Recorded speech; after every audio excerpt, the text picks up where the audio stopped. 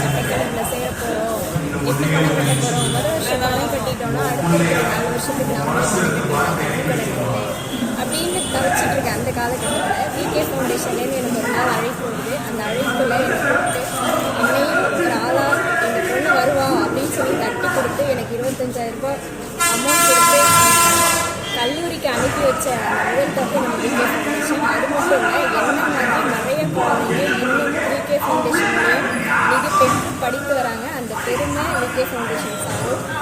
பிற்காலத்தில் நானும் நல்லா படித்து நீதிபதி ஆகி விகே ஃபவுண்டேஷனை நான் எடுத்து நடத்துகிற நம்பிக்கை எனக்கு இருக்குது. மேலும் விகே குடும்ப தலைவர்